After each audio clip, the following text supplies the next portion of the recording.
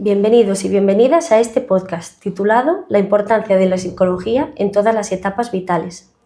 Un espacio dedicado a explorar los desafíos y oportunidades del envejecimiento en nuestra sociedad.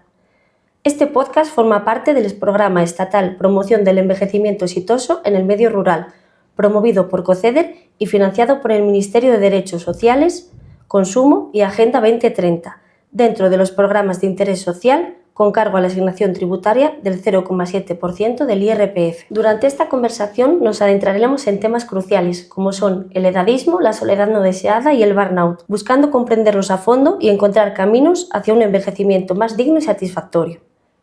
Vivimos en un mundo donde la longevidad va en aumento y es fundamental que reflexionemos sobre cómo estamos abordando el envejecimiento. Para ello me gustaría lanzar unas preguntas al aire. ¿Estamos valorando la experiencia y la sabiduría de las personas mayores? ¿Estamos creando entornos inclusivos y amigables para ellos y ellas?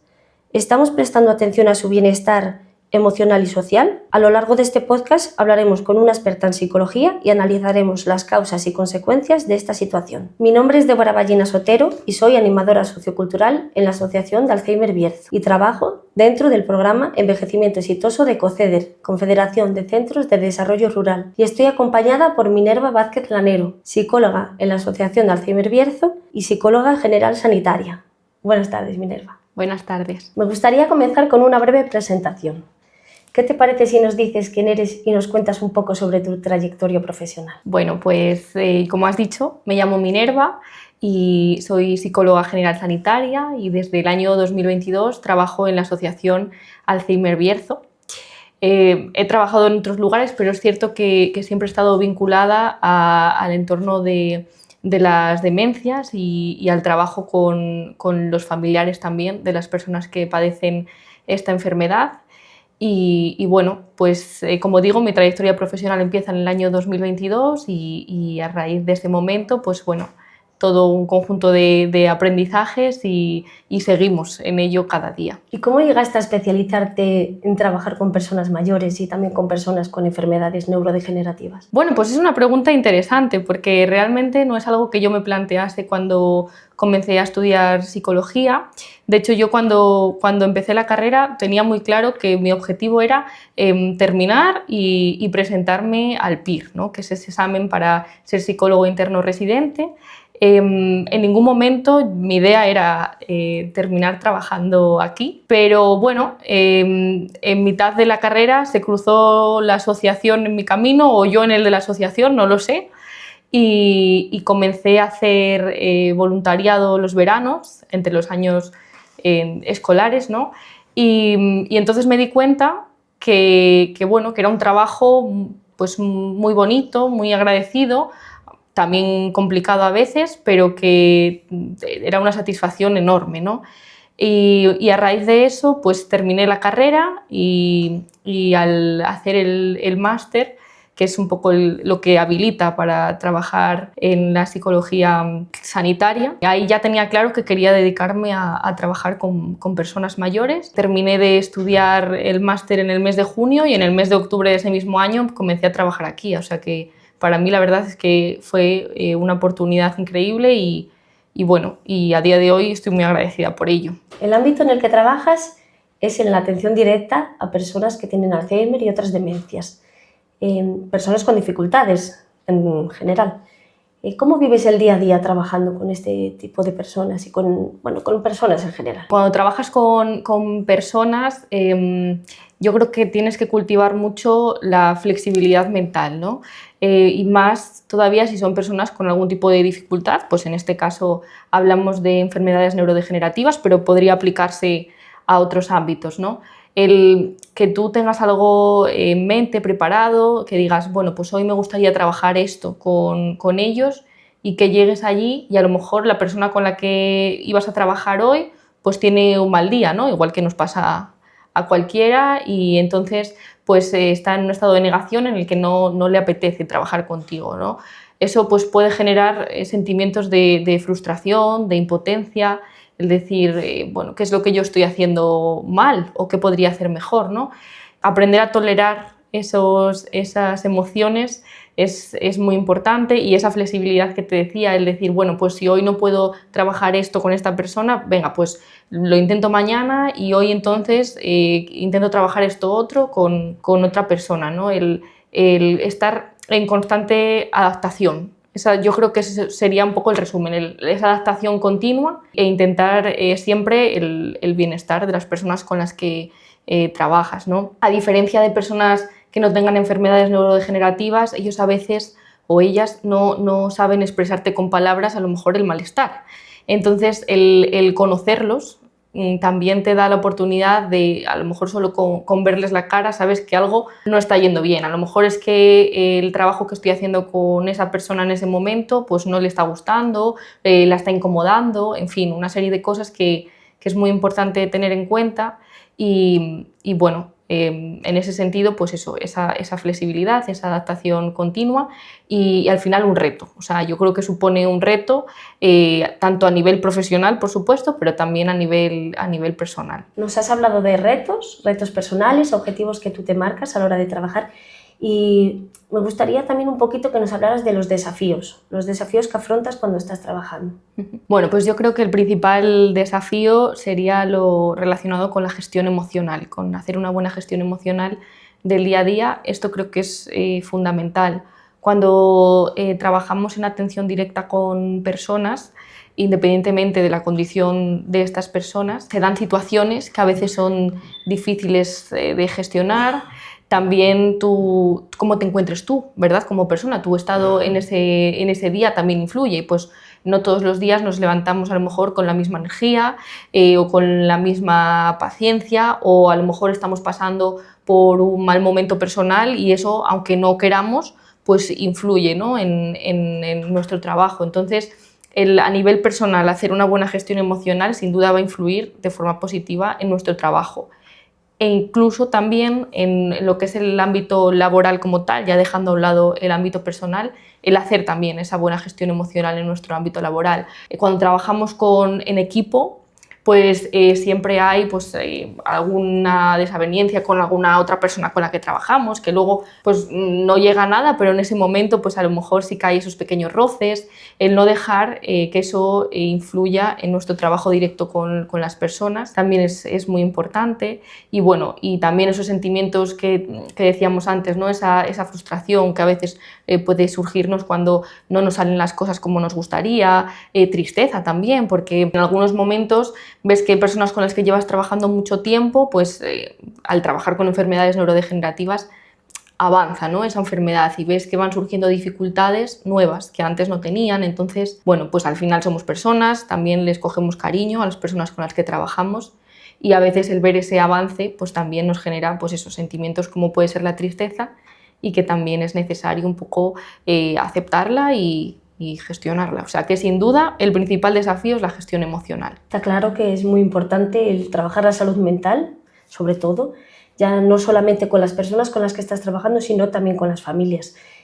Tú también brindas apoyo a estas familias.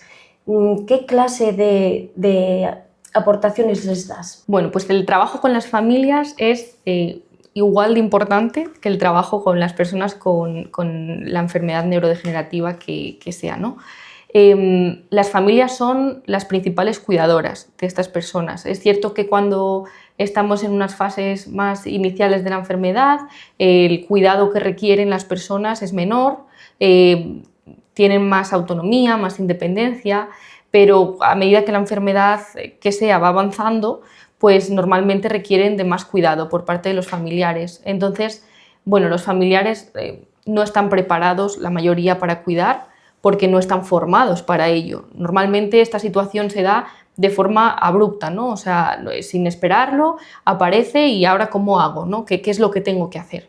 Entonces, yo con estas familias trabajo tanto de forma grupal, la mayoría de las veces es así, pero también de forma individual. De forma grupal, ¿qué es lo que hacemos, ¿no? Pues tenemos grupos de apoyo psicológico aquí en la asociación, en los que nos reunimos una vez a la semana. Son grupos reducidos, unas 6 o 8 personas, y se intenta que la condición de las personas que acuden al grupo sea lo más homogénea posible, que la situación que están viviendo sea lo más parecida, ¿no? En este sentido, pues les viene muy bien tener contacto con otras personas que están pasando por algo similar, se sienten comprendidas, es un espacio seguro donde no se juzga, donde yo puedo llegar y decir, pues mira, he tenido una semana fatal, es que he llegado a pensar que esto no merece la pena o cualquier otra cosa, ¿no? Y el que los demás lo reciban como algo normal, natural, que puede ser parte del proceso del cuidado sin juzgar a la propia persona. Entonces, en estos grupos hay una parte muy importante de desahogo emocional y también hay otra parte muy importante que es la de adquirir estrategias y herramientas que a mí me ayuden a sobrellevar el día a día, ¿no? A que esos pequeños desafíos que vayan surgiendo, pues que yo sepa un poco por dónde atajarlos. Yo siempre les digo, no hay una fórmula mágica, hay momentos en los que nos va a funcionar una cosa, momentos en los que nos va a funcionar otra, ¿no? Lo importante es tener, digamos, esas herramientas básicas que a mí también me permitan tener la percepción de que tengo cierto control sobre la situación, ¿no? Entonces eso a nivel grupal. Y a nivel individual, pues bueno, lo que más se trabaja son sintomatología de tipo depresiva y sintomatología ansiosa, que son bueno, pues dos trastornos, la depresión y la ansiedad, que suelen darse de forma muy común en las personas cuidadoras y que es muy importante trabajarlos. Hay veces también que se combinan las dos cosas, ¿no? Hay veces que pues un familiar acude a terapia individual para trabajar unas cosas y también a la grupal para trabajar otras. Lo más importante es, como cuidador, que si tú estás sintiendo que la situación te sobrepasa, que cada vez te cuesta más el poder sobrellevar el día a día, que es algo normal, que es, digamos, este cuidado es 24 horas al día, 7 días a la semana, sin vacaciones y sin descansos, ¿no? Entonces es normal que nos puedan surgir estos sentimientos, pero si los identificamos, lo más importante es pedir ayuda profesional. Y hablando de esto individualmente, nosotros, ¿cómo podríamos mejorar la atención que le damos y los cuidados? Bueno, yo creo que lo más importante en este sentido es informarse y formarse. Quiero decir, lo más importante cuando nos enfrentamos a algo desconocido para nosotros es informarnos sobre los servicios que tenemos a nuestra disposición, sobre los trámites que podemos hacer a raíz de esta situación, por dónde empezar. Y para ello lo más importante es acudir a sitios de referencia, ¿no? Por ejemplo, si hablamos de una enfermedad relacionada con la demencia, pues, por ejemplo, la asociación Alzheimer-Bierzo, pues sabemos que nos va a dar información sobre esto. Pero como esto, otras muchas cosas. Si, por ejemplo, hablamos de una situación de cáncer, por ejemplo, ¿no? Pues tenemos aquí una asociación del cáncer. Entonces, acudir ahí para que nos den información sobre todo lo que tenemos y después con eso decidir por dónde empezar. Entonces, eso es fundamental, el informarse. Y a partir de ahí, una vez que hayamos empezado, digamos, esos primeros trámites que son necesarios, también es muy importante formarse.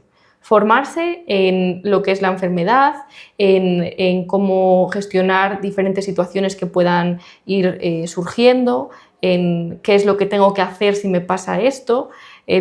Bueno, pues tener esas nociones básicas que, como decimos muchas veces, son situaciones que aparecen de repente y no contamos con ningún conocimiento sobre ello, como es normal, ¿no? Entonces, el formarse, pues apuntándose a cursos que salgan, que mira, por ejemplo, aquí en la asociación, pues en octubre, noviembre, todos los años, sacamos un curso de formación de la enfermedad, ¿no? Y va dirigido tanto a familiares como a personas cuidadoras que no sean familiares. Es gratuito, quiero decir que también esto pues, es algo a tener en cuenta. Entonces, el buscar ese tipo de recursos es muy importante. Charlas que se puedan dar sobre, pues hoy va a hablar una fisioterapeuta sobre la importancia de la movilización, por ejemplo, ¿no? Bueno, pues nos apuntamos, claro, teniendo en cuenta siempre los recursos temporales con los que contemos, porque la realidad es que hay personas cuidadoras que bueno, cuidan, trabajan también en sus trabajos, entonces pues a lo mejor no pueden acudir a todo lo que desearían. Pero bueno, afortunadamente hoy también tenemos los medios digitales, ¿verdad? Que a lo mejor no puedo acudir a una charla, pero sí me puedo apuntar a un pequeño curso que hay por internet. Bueno, en este sentido, pues buscar siempre la mayor información posible. Como se dice, la información es poder, al final. Es cierto que a muchas personas nos pilla de nuevos, que no conoces la enfermedad, que tienes el estigma erróneo de que un enfermo de Alzheimer es una persona que simplemente repite la misma cosa varias veces y nos quedamos en eso, pero el Alzheimer y cualquier otra demencia va mucho más allá de un simple que repita alguna cosita. Me gustaría también hablar un poquito, ahora que hemos estado hablando de salud mental y de los cuidadores y personas profesionales, tanto gente que se dedica a ello como gente que no sea su trabajo pero que esté a cargo de una persona. Existe un anglicismo que hemos tomado, ¿verdad?, que se llama el burnout, y me gustaría saber si nos podrías hablar un poquito de ¿en qué consiste esto? ¿Qué definición dirías tú? Bueno, pues el burnout o síndrome del cuidador quemado, ¿no?, es una condición por la que la persona que lo experimenta comienza a tener afectaciones en diferentes niveles de su vida, tanto a nivel emocional, pues teniendo de forma recurrente sentimientos como la tristeza, como la ira, la rabia, la irritabilidad, el llanto también. Esto a nivel más emocional, también a nivel físico tiene afectaciones, como puede ser tener más cansancio físico, menos energía, esa sensación de agotamiento continua. Yo siempre con las familias utilizo esta expresión, y es el tener la sensación cuando me tengo que levantar por la mañana que el día supone escalar el Everest, ¿no? Por todo ese esfuerzo que a mí me supone enfrentarme al día que tengo por delante. Y también a nivel social, de las relaciones sociales, también afecta. ¿Por qué? Pues porque si yo emocionalmente me encuentro más irascible, normalmente esto influye en mis relaciones sociales, porque a mí a lo mejor una persona me dice una cosa que yo interpreto de otra manera por cómo yo me encuentro, ¿no? Y esto genera a lo mejor conflictos interpersonales. O tiendo a aislarme socialmente. ¿Por qué? Pues porque en el momento en el que yo me encuentro, relacionarme con otras personas supone para mí un esfuerzo mental. Entonces, para evitar ese esfuerzo mental me retiro, ¿no?, de esas situaciones. Entonces doy lugar a una situación de aislamiento social que va a tener otro tipo de consecuencias en mí, ¿no? Entonces es una afectación que digamos, conlleva tener síntomas en diferentes áreas de la vida.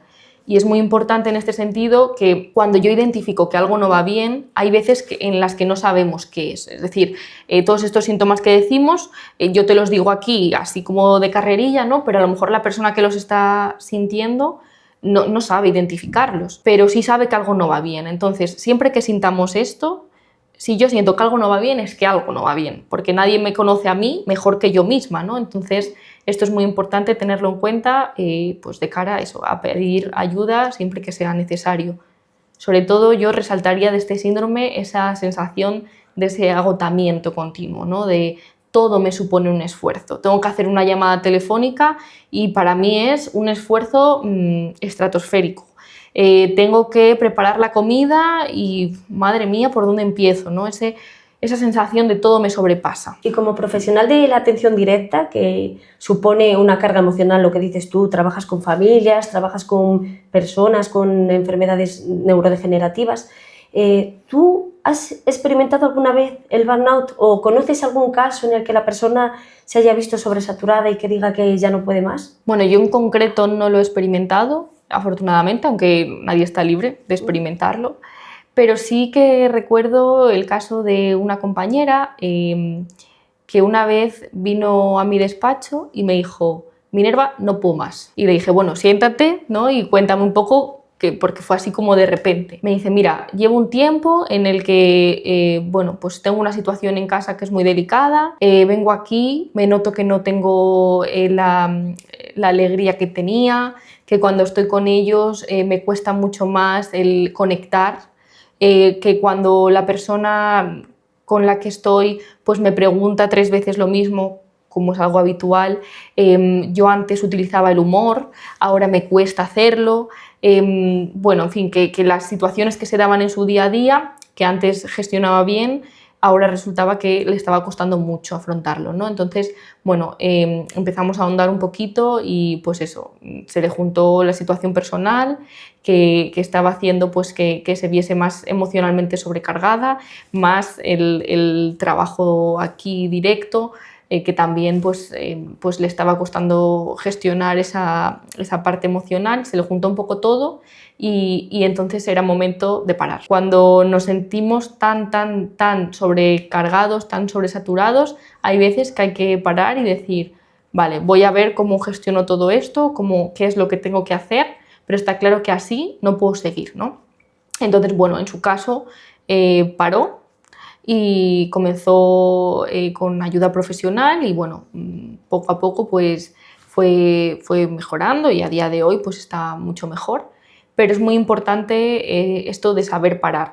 Hay veces que cuando trabajamos con personas, yo creo que todos tenemos la sensación de querer tirar hacia adelante como sea por esas personas con las que trabajamos, ¿no? Por las personas y también un poco por el entorno en el que trabajamos. El pensar, jolín, si yo ahora no puedo asistir a mi puesto de trabajo, esto pues al final genera una situación en la empresa que, bueno, pues tienen que buscar una persona que ocupe mi puesto, esto genera gastos, en fin, que pensamos, ¿no?, en todo eso y esto está muy bien, pensar, tener en cuenta el entorno en el que trabajamos y las personas con las que trabajamos, pero por mucho que tensemos la cuerda en intentar seguir, cuando estamos ya en esa situación, lo único que nos va a provocar es más sentimientos de incapacidad, de impotencia, de frustración, porque yo quiero pero no puedo, entonces no puedo, siento que no hago bien mi trabajo, eso genera todavía sentimientos de más frustración, en fin, un poco la pescadilla que se muerde la cola, por así decirlo, ¿no? Entonces, el saber parar, poner solución para poco a poco recuperar ese ritmo de vida. Es obvio que debemos de prestar atención a estas señales, sobre todo antes de llegar hasta un extremo mucho mayor. Y me imagino que todas estas cosas que le pasa a cualquier persona que trabaje con otras personas acarrea unos problemas que pueden afectar a la relación entre cuidador o profesional y cuidado, o paciente o persona mayor. ¿Es así? Sí, porque bueno, aunque intentamos dejar a un lado muchas veces lo que estamos sintiendo, ¿no?, el centrarnos, digamos, el ocuparnos en el trabajo sin darle mucha importancia a nuestras emociones, lo cual en algunas ocasiones es un error, pero bueno, tratamos de hacerlo para que esto no influya en nuestro trabajo. La realidad es que cuando nosotros no estamos bien, no podemos cuidar bien. Y esto es algo que yo les digo a las familias y a los trabajadores siempre. Si yo no estoy bien, no puedo cuidar bien. Entonces, necesito prestar atención a mi salud en general, ¿no? Aquí hablamos de salud mental pues porque es lo que más me ocupa a mí, pero en salud en general. Entonces, en ese sentido, bueno, pues afecta, llega un momento que termina afectando. ¿Por qué? Pues porque imagínate, si a mí me duele mucho la espalda, ¿no?, por poner un ejemplo de salud física, y cada vez que me tengo que agachar veo las estrellas y resulta que tengo que acompañar al baño a una persona y me tengo que agachar, pues esto, quiera o no, influye en mi trabajo. ¿Por qué? Pues porque a lo mejor me tengo que agachar más despacio o me tengo que levantar más despacio, o después de agacharme, por ejemplo, pues me tengo que echar una crema porque no aguanto el dolor, ¿no? Pues esto, que es algo físico y se ve tan evidente, en la parte mental pasa igual. Si yo estoy experimentando emociones negativas de forma continua, esto va a influir en mi trabajo. ¿Por qué? Pues porque una parte muy importante de este trabajo es digamos, utilizar el humor, el gastar bromas. A ellos también les hace bien esto, el transmitir lo que queremos transmitir a través de una sonrisa.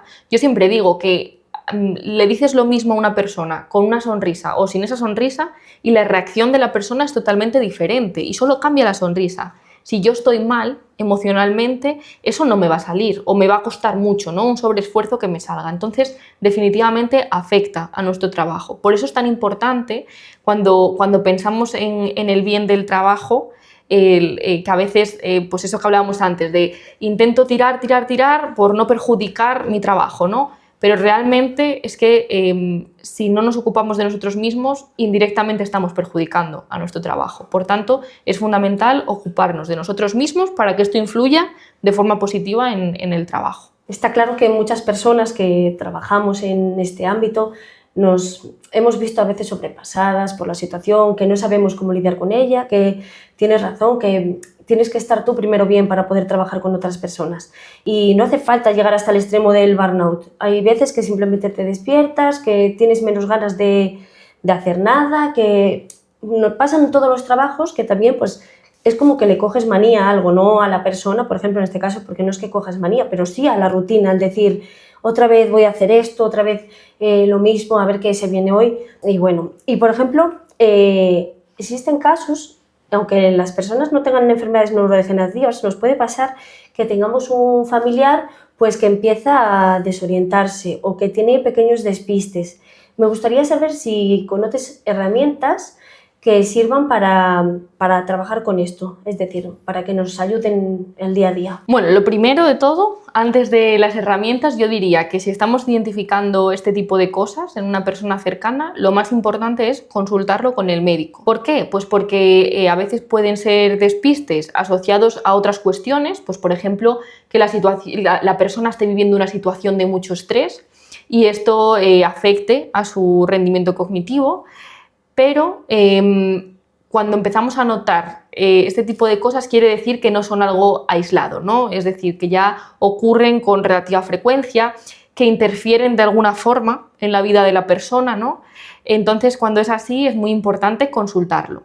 ¿Cómo lo podemos consultar? Dirigiéndonos al médico de atención primaria de la persona, diciéndole que experimenta esto y el médico pues realizará los trámites necesarios. Entonces, eso fundamental. Ahora bien, imagínate que pues, estás ya en ese proceso, ¿no?, de consultarlo con el médico, pero te preocupa la seguridad de la persona, en este caso pues, familiar o persona cercana, ¿no?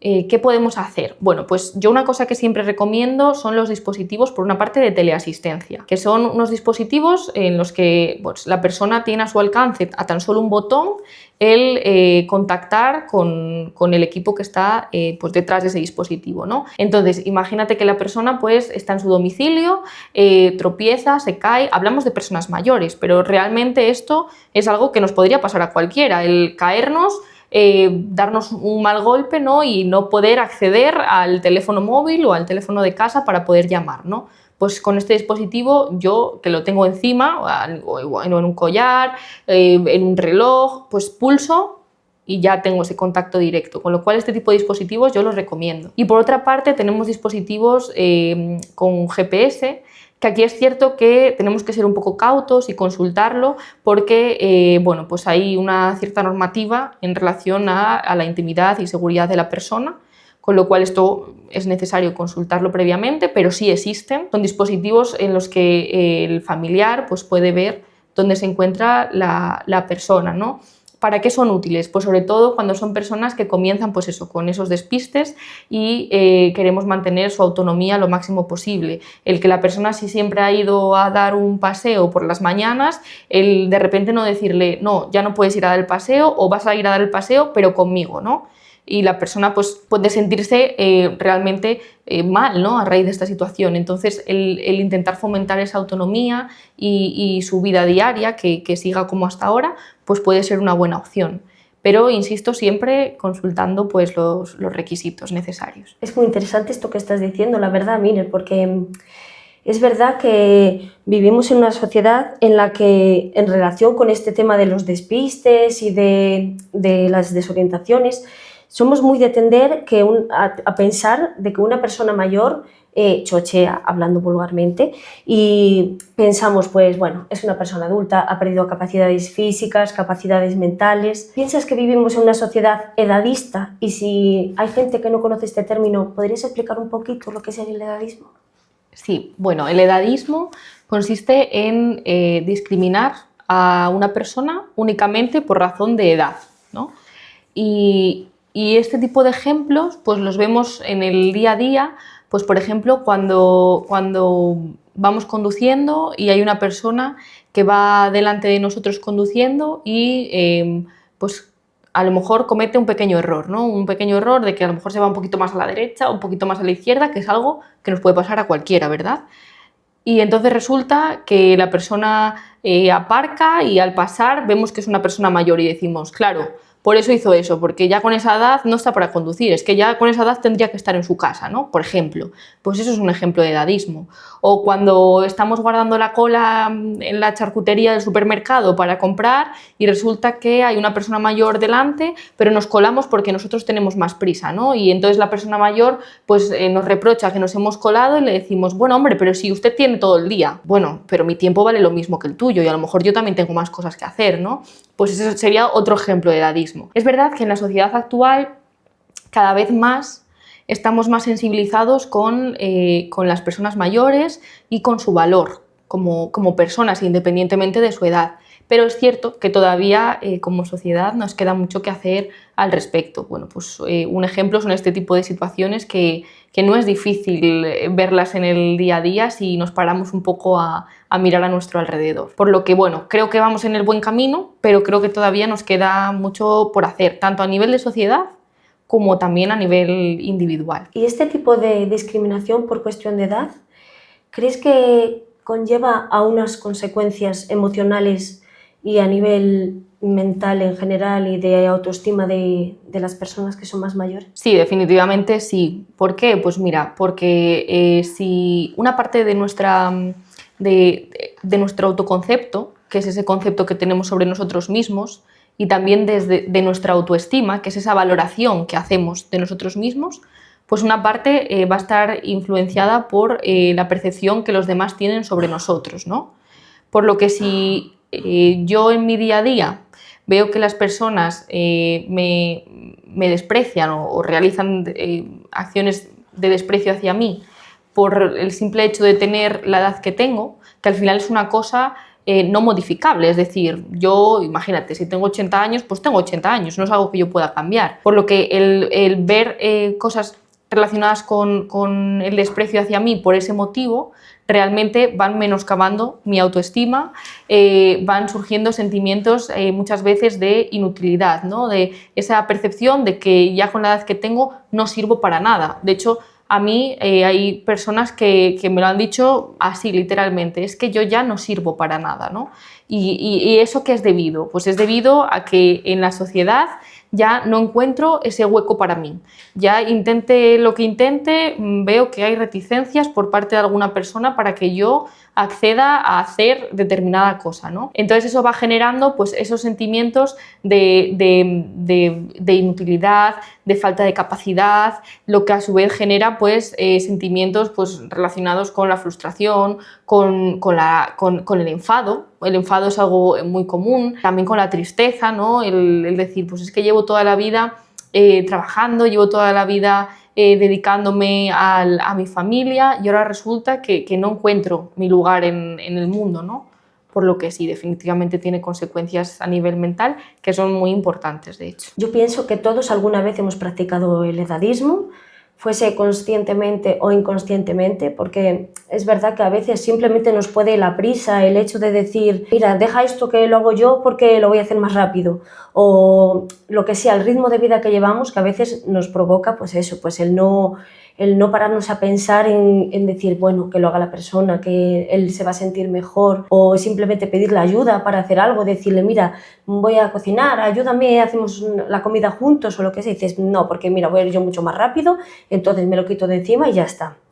¿Tú has observado actitudes en tu trabajo de edadismo en el ambiente laboral? No es lo normal el ver este tipo de cosas, pues porque al final donde trabajo somos un equipo que estamos muy concienciado con este tipo de cosas.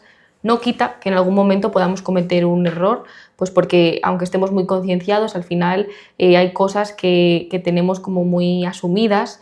Pues por ejemplo, hasta hace poco tiempo relativamente, el llamar a una persona mayor abuelo o abuela era algo que no se veía como nada malo, ¿no? Pero realmente si nos lo paramos a pensar es que no es tu abuelo o tu abuela, es una persona mayor, que no sabemos si es abuelo o abuela, pero desde luego el nuestro no. Entonces eso que puede resultar muy ofensivo para la persona a la que se le dice, pues a lo mejor no nos lo paramos a pensar antes de decirlo o no lo vemos como algo malo, ¿no? Entonces, bueno, es cierto que día a día también se aprende, que es algo que es un aprendizaje continuo, como muchas otras cosas, pero es cierto que no está de más vigilar de vez en cuando, reflexionar sobre nuestra forma de interactuar con esas personas mayores. Yo sobre todo lo he visto, pues a lo mejor en personas que se incorporan nuevas al centro, pues por ejemplo, te hablo por mi experiencia más cercana, a lo mejor personal en prácticas, ¿no? Que llega al centro y nunca ha tenido contacto con personas mayores en cuanto al trabajo se refiere, o nunca ha tenido contacto más concretamente con enfermedades neurodegenerativas y no saben muy bien cómo interactuar con ellos. Entonces, pues sí que se le pueden escapar ese tipo de comentarios, pero normalmente el explicándoles, bueno, pues desde aquí trabajamos con el respeto y dignidad de las personas, este tipo de cosas pues no es lo más adecuado, normalmente pues van aprendiendo y también forman parte de nuestra filosofía. Y como profesional, ¿qué estrategias utilizas en tu trabajo? Es decir, a nivel de trabajar con ellos, por ejemplo, ¿trabajáis el mantener la autonomía de la persona con alguna cosa? Por ejemplo, pues lo que decimos, quieren coger una pintura, si están pintando o lo que sea, que se levanten, que la cojan ellos, porque es verdad pues que tendemos eso, a decir no, ya te la doy yo, te la paso. ¿Vosotros qué tipo de estrategias utilizáis en tu trabajo? Bueno, nosotros aquí trabajamos con el modelo de atención integral centrado en la persona. ¿Qué quiere decir esto? Que la persona decide y en este sentido velamos por la autodeterminación. Es decir, si yo propongo una actividad, la que sea, ¿no? Y la persona no le apetece hacer esa actividad, pues la persona tiene total libertad para decir, mira, a mí no me apetece. Bueno, pues vamos a buscar alguna otra opción que a lo mejor te apetezca más. O no me apetece hacerla de esta forma. Vale, pues vamos a ver la forma en la que tú te sientas cómodo haciendo esa actividad. Es muy importante para esto conocer a las personas, conocer su historia de vida, conocer su proyecto de vida. Hay personas que pues a lo mejor no te pueden explicar qué es lo que les gustaría hacer, pero por la reacción que tienen te das cuenta de que lo que tú estás proponiendo, desde luego que no. Entonces, el conocer su historia de vida, pues a lo mejor ha sido una persona que toda su vida ha sido jardinera. Pues a lo mejor si la actividad consiste en hacer un ejercicio en el jardín, pero la persona ha sido toda la vida jardinera, pues a lo mejor mientras el resto hace el ejercicio que sea, a esa persona le apetece estar viendo las flores, viendo si hay que regar alguna, si hay que podar alguna planta, ¿no? Y realmente pues también forma parte de las terapias no farmacológicas, pero velando por esa capacidad de decidir. Pues lo mismo cuando a lo mejor van al comedor a tomar el aperitivo de media mañana, ¿no? Pues hay un ejemplo que yo he escuchado en algunas formaciones, con lo cual no es mío propio, pero creo que ilustra muy bien lo que yo quiero decir. Y es, imagínate que tú llegas a la oficina, ¿no? Y es tu cumpleaños y decides invitar a todos tus compañeros a un café. Entonces llevas un café con leche con 2 azucarillos ya echados dentro del café, ¿no? Y llevas ese café para todos. Pues seguramente habrá personas que el café lo tomen solo, habrá personas que el café lo tomen con leche pero sin azúcar, habrá personas que tomen un manchado y entonces pues probablemente te lo digan, ¿no? Y tú dices, jolín, pero si yo lo he traído con toda mi mejor intención. Sí, lo has traído con toda tu mejor intención, pero es que no has tenido en cuenta cómo le gusta a cada uno el café. Pues esto es lo mismo. Tú puedes proponer algo con tu mejor intención, pero tenemos que tener en cuenta las diferencias individuales y las preferencias de cada persona. En el comedor, pues eso, lo que te decía, a la hora del aperitivo, pues a lo mejor tú das una manzana a todos porque la manzana está de temporada y salen muy ricas, ¿no? Pero es que a lo mejor a mí no me gusta la manzana y a lo mejor yo quiero un café con leche. Entonces, el dar esa oportunidad de decidir. Al final es eso, esa autodeterminación de la persona, el que pueda decidir lo que quiere hacer, lo que no quiere hacer, pues yo creo que es lo fundamental para combatir también este tipo de cosas como el edadismo, que a pesar de la edad, que la persona pueda seguir sintiéndose dueña de su vida, a pesar de la edad en este caso y a pesar de, pues cuando hablamos de enfermedades neurodegenerativas también, a lo mejor una persona con una enfermedad de Alzheimer en un estado avanzado, pues no puede decidir a lo mejor si quiere ir al médico o no, porque es algo que tiene que hacer y ya no es consciente de la importancia de tener que hacerlo, entonces a lo mejor se niega. Vale, eso quizás no es negociable, ¿no? Pero a lo mejor la persona sí puede decidir si me pongo entre estas 2 camisetas cuál me pongo o entre estos 2 pantalones cuál me pongo. Al final se basa en adaptar la situación a la persona para que aún así tenga esa capacidad de decidir y esa sensación de control sobre su vida. ¿Qué se te ocurre para fomentar la participación de las personas mayores en la sociedad? Yo creo que es muy importante que los lugares de residencia de las personas mayores pues tengan ofertas sobre actividades en las que las personas puedan participar si les apetece. Algo que yo veo que fomenta mucho ese sentimiento de bienestar y ese sentimiento de utilidad es el voluntariado. Aquí tenemos personas mayores voluntarias que nos dicen, es que estoy esperando a que llegue... Mira, se me viene a la cabeza una persona que viene los lunes, que se ha dedicado durante toda su vida al contacto directo con las personas, ¿no? Entonces, ella nos dice, es que estoy deseando que llegue el lunes para poder venir aquí y pasar un rato con ellos. Y bueno, la verdad es que el voluntariado nos ayuda muchísimo y es una forma de seguir teniendo una ocupación sin esa presión de sí o sí tengo que ir, porque sé que si un día, pues por lo que sea, no puedo, al final tienes un compromiso, pero bueno, es algo diferente al trabajo como tal, ¿no? Pero sí que tienes esa preocupación de tengo que estar pendiente de que llegue el lunes y se me ocurre esto para hacer, voy a pensar por la semana qué puedo proponer, es decir, esa digamos, intención de también aportar aquí. Yo creo que el voluntariado en estos casos es fundamental, pero también a través de la asistencia a talleres o actividades que pueda organizar, por ejemplo, el municipio en el que vive la persona. Pues bueno, todos los jueves va a venir una dinamizadora y va a proponer dinámicas pues cada día diferentes, ¿no? Y después terminamos tomando un café, por ejemplo. Bueno, pues el apuntarte a ese tipo de cosas, el saber que ese día pues vas a interactuar con otras personas, que sobre todo en algunos lugares en los que la accesibilidad, por lo que sea, pues es limitada, pues por ejemplo sitios que tengan muchas cuestas, ¿no? Y algunas personas mayores con dificultad de movilidad pues no puedan a lo mejor acceder a los sitios que quieren, pues el que también vaya alguien allí a realizar ese tipo de actividades sin que estas personas tengan que desplazarse demasiado. En fin, este tipo de cosas yo creo que pues contribuyen de forma muy positiva a esa participación activa de las personas. Y al final también es una forma de poner a las personas mayores en valor, ¿no? El decir, yo invierto recursos en que estas personas tengan un lugar al que acudir, unas actividades que realizar y que también pues, fomenten esa participación y ese bienestar. Es cierto lo que dices de la participación activa en estos talleres, que es una cosa muy positiva, porque yo he tenido la suerte de estar en alguno y he comprobado pues, que ellos lo dicen, que es la manera de salir de casa, de levantarse, de ponerse un objetivo en el día, de ver a los demás y de escapar un poquito de esa soledad que a veces es no deseada, de la que luego vamos a hablar también, y que es su manera pues, de desconectar y de sentirse útiles, da igual que lo del voluntariado, que me parece súper interesante, porque es una forma de valorar su experiencia vital y sus conocimientos, que es cierto que encima es muy positiva y que también es una ayuda muy grande para la gente que tiene una empresa o cualquier cosa, o sea que es un beneficio mutuo.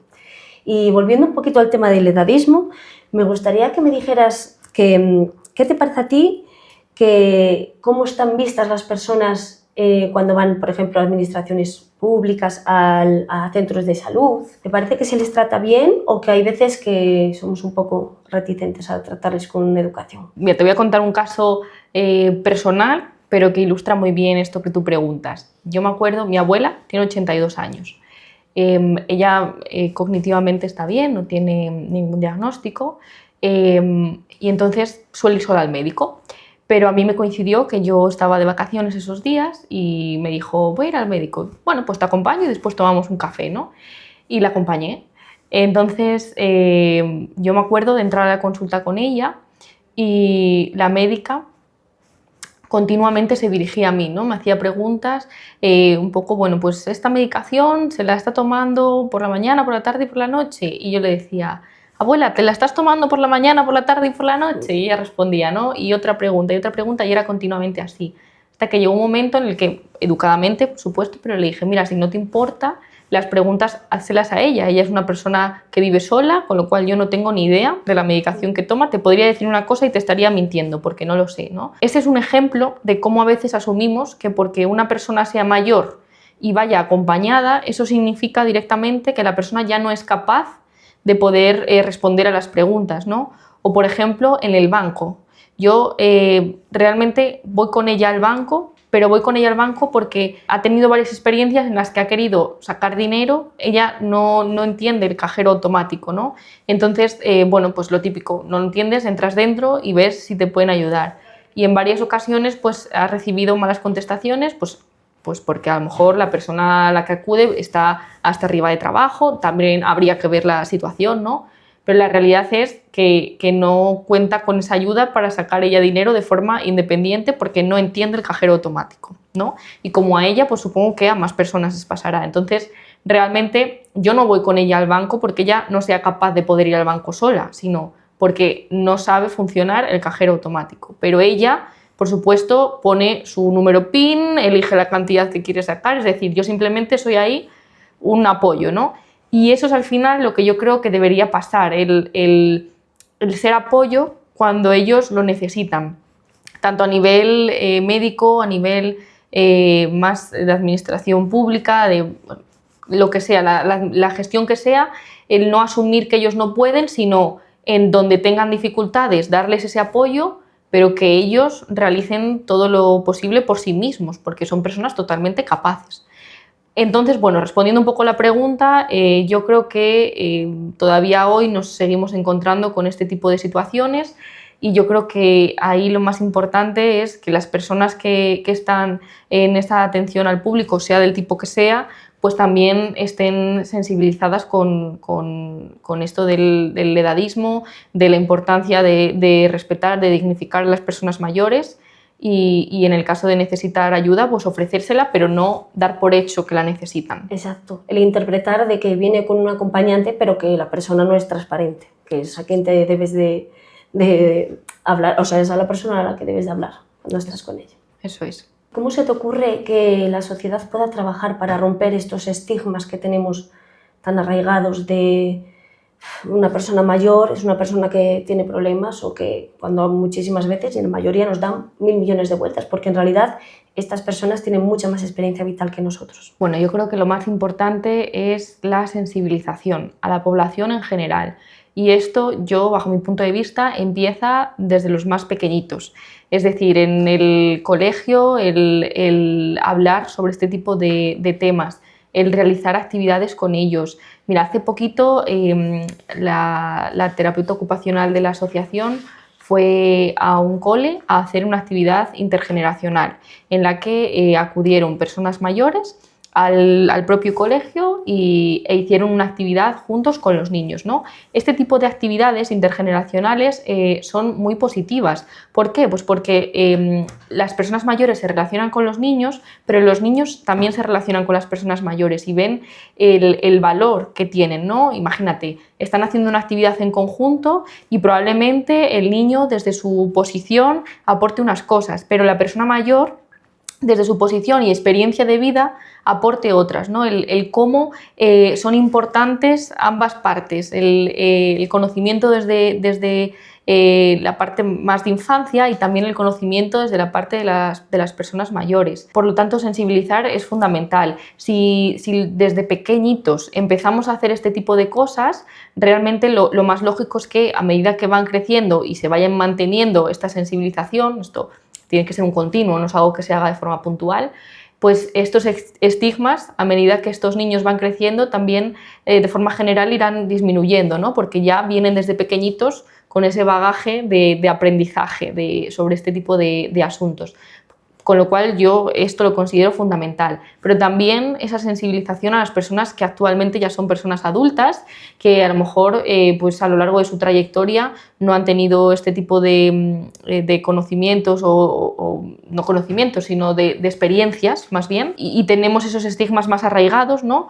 Pues el realizar, pues no sé, se me ocurre así a voz de pronto, pues programas de formaciones en empresas, por ejemplo, pues sobre todo si son personas que se dedican a la atención al público, donde parte de ese público son personas mayores, ¿no? Pues me parecería algo muy interesante el poder sensibilizar desde esa formación directa en las propias empresas, por ejemplo. Entonces, bueno, yo creo que la base de todo es el tener también información sobre todo esto, porque muchas veces lo hacemos y sin darnos cuenta de que lo estamos haciendo. Entonces, si yo no identifico que estoy haciendo algo que no es del todo correcto, no lo puedo cambiar.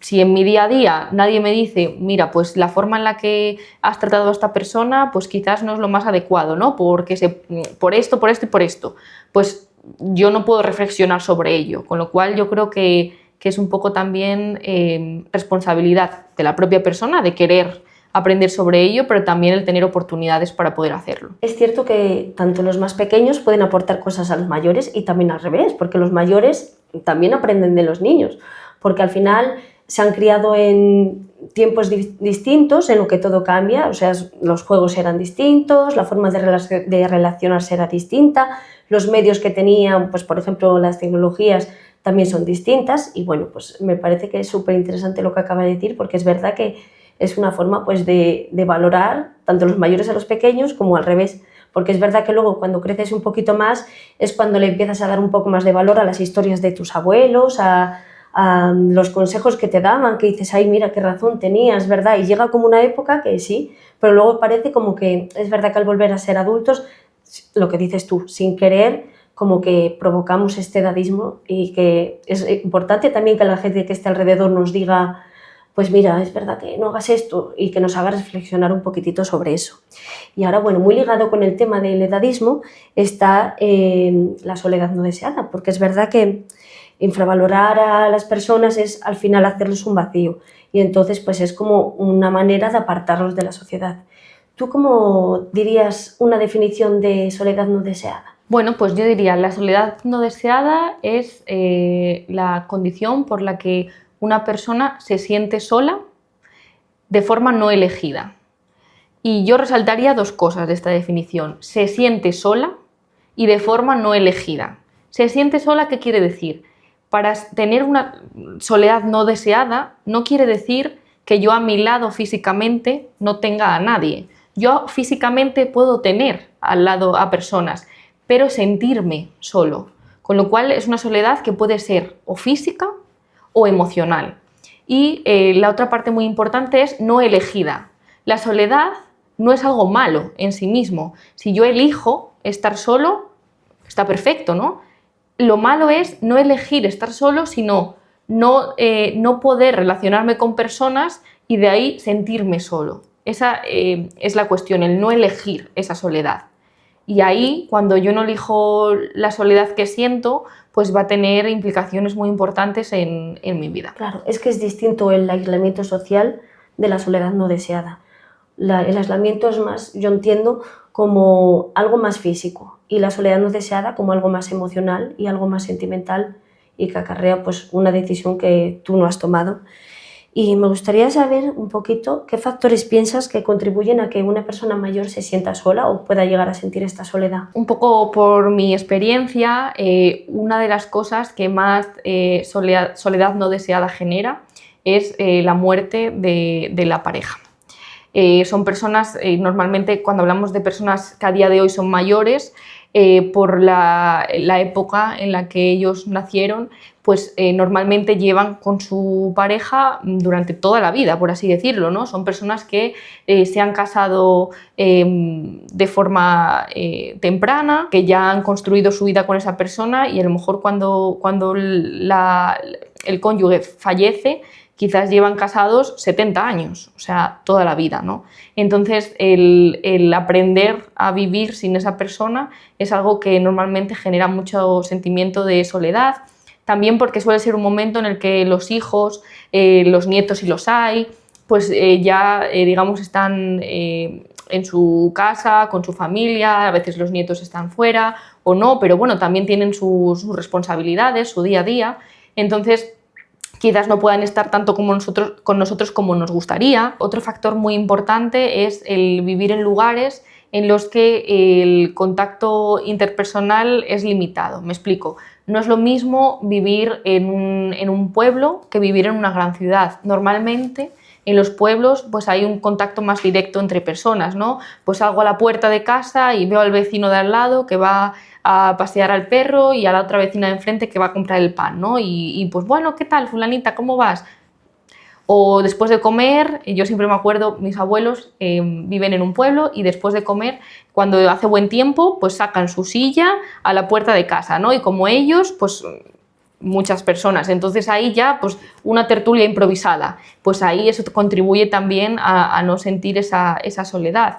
Cuando esto no se produce, pues es un factor que puede contribuir a que se dé. Normalmente en las grandes ciudades no tenemos esas costumbres, ¿no? Por lo tanto, bueno, pues es otra cosa a tener en cuenta. Sí, es cierto que en las zonas rurales quizás tenemos más el sentimiento de comunidad, de estar todos más unidos, de hacer más forums, de juntarse la gente del pueblo, hacer como lo que aquí le llamamos el filandón también, que eran las épocas invernales, pues que la gente se juntaba, hablaba sobre temas, trabajaban un poquitín, y es verdad que ahora es como que se está perdiendo. Y claro, también es importante lo del factor de la esperanza de vida. Cada vez vivimos más, especialmente las mujeres, entonces nos solemos quedar viudas y es verdad que eso acarrea una soledad muy importante.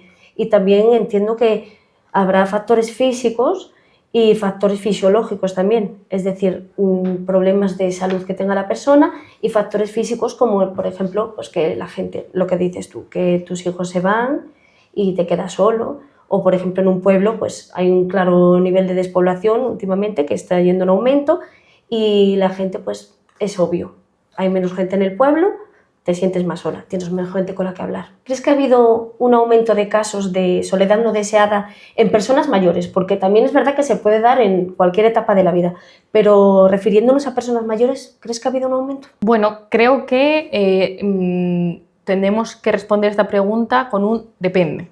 Depende, y un poco ligado a lo que hablábamos antes, depende de la zona en la que nos encontremos. Creo que a nivel rural está aumentando por esto que hablábamos de la despoblación, pero también creo que las personas que están en los pueblos, aunque sean menos, sí que tienen un poco esa cohesión entre ellas, ¿no? Entonces, yo creo que la soledad no deseada no está tan presente, aunque sean poquitas personas, pero mientras haya esa percepción de cohesión entre ellas, no está tan presente. Pero yo creo que si nos vamos a las grandes ciudades, sí que va en aumento. Al final, el ritmo de vida que se lleva en una ciudad es diferente a la que se lleva en las zonas rurales. Normalmente el tiempo suele estar mucho más cronometrado, más tiempo de desplazamiento para llegar al trabajo, más tiempo para ir a hacer la compra porque tengo colas que tengo que hacer para poder pagar, tengo que ir a buscar a los niños aquí y eso me lleva tanto tiempo de desplazamiento también, es decir, que vamos un poco como con el tiempo muy justo y muchas veces pues no tenemos ese tiempo tan valioso para dedicar a las personas mayores, ¿no?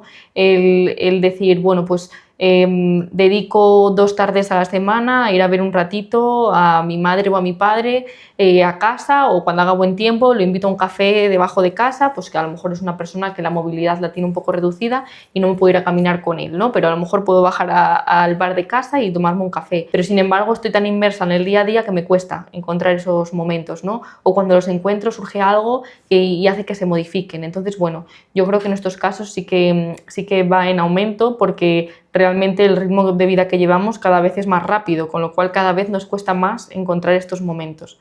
O sea, que te diría que, bueno, que depende de la zona y también depende un poco de las circunstancias de las personas que rodean a estas personas mayores. ¿Y qué consecuencias o qué impacto piensas que puede tener esta soledad no deseada en nuestras personas, en nuestros mayores? Este impacto se va a dar en diferentes áreas de la vida de la persona, tanto a nivel más mental, con esa mayor presencia de tristeza, de falta de objetivos. Cuando no tenemos objetivos vitales, normalmente surge un sentimiento que es la desesperanza, el decir, ¿para qué? ¿No? ¿Para qué estoy aquí? Entonces, bueno, todo eso conlleva consecuencias emocionales muy importantes, pero también a nivel físico. Si yo siento que no tengo personas con las que compartir mi día a día, puede ser que yo tiende a aislarme más, a decir, bueno, es que para salir solo a dar un paseo, pues casi que me da pereza y no salgo. Pero también incluso en la alimentación, ¿no? Yo he escuchado muchas veces decir, bueno, es que para comer yo sola pues casi que ni cocino, ¿no? Me cojo por aquí lo primero que pille y ya está. Con lo cual vemos que en diferentes áreas de la vida de la persona van a haber consecuencias a raíz de esta soledad no deseada. ¿Y qué podríamos hacer para prevenir esta soledad? Intervenir de alguna manera que digamos individualmente ya, como yo mismamente, como Débora y tú como Minerva, ¿qué podríamos hacer? Bueno, pues es una pregunta muy interesante porque normalmente tendemos a pensar en qué se puede hacer a nivel general, ¿no? ¿Qué se puede hacer desde las administraciones? ¿Qué se puede hacer desde los municipios? Y eso está genial, el reflexionar sobre esto, pero sobre eso no es algo sobre lo que tengamos control, ¿no? Nosotros. Entonces, el pensar, ¿qué puedo hacer yo? Pues eso, como Minerva, como Débora, para contribuir a disminuir esta soledad no deseada. Pues son acciones, pequeñas acciones del día a día. Por ejemplo, a mí me ha pasado que voy con la perra paseando por un parque y veo a una persona mayor que está sentada sola en un banco, ¿no? Y yo me voy a sentar también. Pero como en ese banco está esa persona mayor, digo, bueno, pues me pongo en el banco de al lado que está solo, ¿no? Pues a lo mejor el sentarnos, respetando su espacio, pero el sentarnos en el mismo banco y a lo mejor pues dar las buenas tardes y quizás a raíz de eso pues surja una pequeña conversación, ¿no? O el pasar por delante de las personas y saludar, que normalmente las personas mayores cuando tú las saludas, aunque no te conozcan, es un acto de educación, ¿no? Bueno, pues esas pequeñas cosas yo creo que están al alcance al final de todos y que son pequeñas acciones que podemos hacer. Y también el pensar con las personas mayores más cercanas nuestras, ¿no? ¿Qué puedo hacer? Pues a lo mejor puedo pararme a reflexionar sobre cuánto tiempo estoy pasando con mi abuelo o con mi abuela y si podría pasar algo más de tiempo o podría pasar un tiempo de mayor calidad con ellos, ¿no? Y también incluso hablarlo con las propias personas mayores, es decir, bueno, pues tú sabes que yo trabajo, tengo estas responsabilidades y a veces no puedo pasar tanto tiempo como me gustaría contigo, pero ¿tú cómo te sientes en relación a esto? ¿Te gustaría que viniese más? Pues entiendes un poco la situación, pero querrías que hiciésemos alguna otra cosa. También, pues eso, el contar al final, de nuevo, con su opinión, ¿no? Que es tan válida como la nuestra. Exacto, me parece súper interesante. También a nivel de patrimonio inmaterial, que es aquello que llamamos el conjunto de cosas que se están perdiendo. Es decir, pues el poema que recitaba tu abuelo, la canción que se cantaba en las fiestas del pueblo, cuando era el día del patrón, y todas estas cosas que es verdad que estamos echándolas a perder y que dentro de unos años, si no conocemos sus historias y nosotros las transmitimos, al final se van a perder. Eso es. Y ya para terminar, como conclusión final, me gustaría saber si hay algo que te gustaría añadir o algo que quieras decir.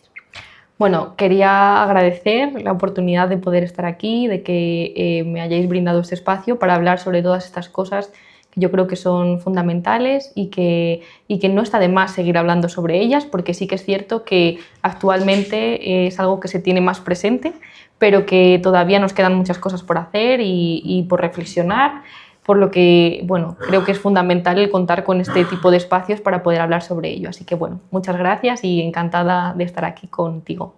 Gracias a ti, Mire, por tus orientaciones, por tus experiencias, por tu tiempo, sobre todo, que es tan valioso, que lo hemos estado hablando, y por darnos una visión tan buena de la realidad en la que vivimos, que muchas veces no somos conscientes de ello. Gracias a ti, Mire. Muchas gracias. Pues muchas gracias por acompañarnos y ya como cierre, simplemente decir que hemos tocado temas muy profundos, muy esenciales, muy interesantes, que vienen bien para que conozcamos un poquito las claves para tener un envejecimiento pleno.